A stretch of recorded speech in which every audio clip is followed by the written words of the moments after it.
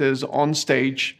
Maybe it's famous bands and speakers who will have the ability to gather a crowd.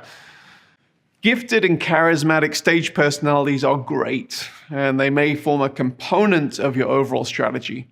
However, it's imperative that before you invite any presenters, you are clear about your metrics and your narrative. Now, the narrative is the story behind your event, the reason why your audience will want to attend your event rather than the other events where the same speakers and the bands will be attending. Discovering your narrative is typically a process which begins with discovering your why in hosting the event and the why your attendees have for attending. Now, following tried and trusted methods of storytelling and communicating your narrative is helpful for both in-person and for online events. Thinking of your potential attendees as the hero of the story that you are inviting them into, and with you as the trusted guide, is ultimately helpful to all parties and the vision which you would like to invite the attendees into.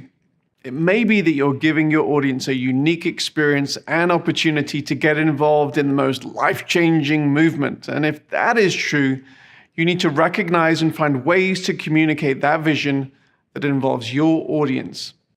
This narrative must be communicated through your event brand guide and your written and video communication as you promote your event. Now, while this is true of all events, it is helpful not to miss this element when it comes to planning your online event, and consider the unique online methods to respond to this narrative. Determining your stage lineup. Who can communicate your goals most effectively in spoken, written, or musical form? Often the impetus, even the existence of an event, comes from the lineup of speakers, subject matter experts, influencers, and musical artists. While this may be the main hook to gather a big audience, the simple ability to gather an attractional stage lineup should not determine your event. The why and the narrative should always come first. Individuals or groups who present or perform from your stage need to serve that particular vision and narrative.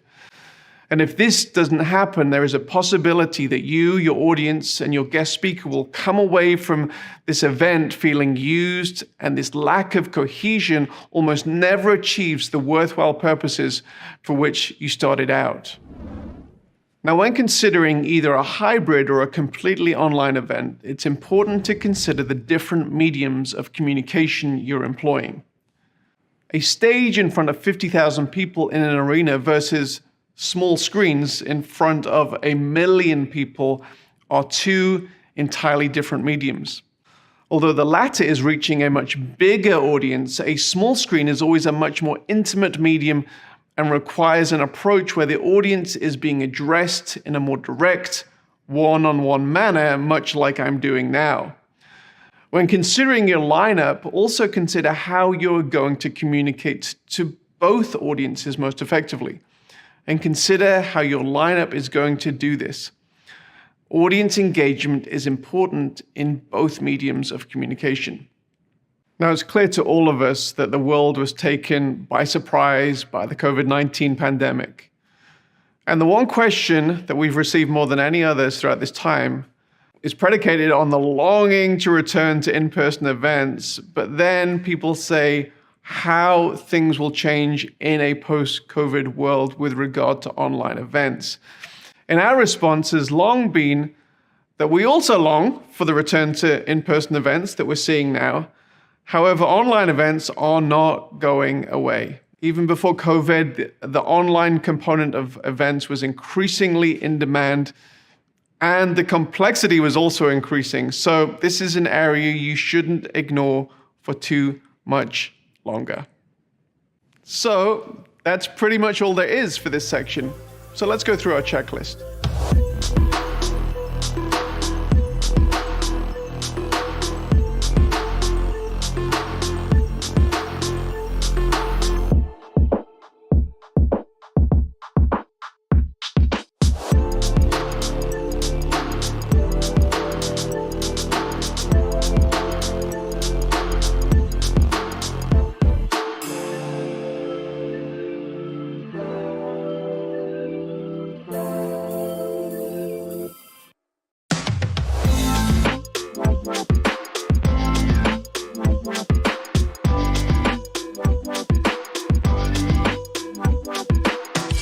often when you're starting to think about your event, you have something in your mind. Maybe it's a full room, a conference center, or a stadium buzzing with life and activity. And immediately, what typically happens is you go into planning mode to see how you can achieve that goal. But I want to encourage you to go back just a little bit further before we begin the planning phase and ask some more existential questions. So number one, I want to figure out your why. Whether you're having an in-person event or an online event, one of the first things you need to determine is what exactly the metrics of your success are in the event. These metrics are not primarily related to the number of people attending the event, although getting a big crowd may certainly be connected to your metrics. If you're hosting a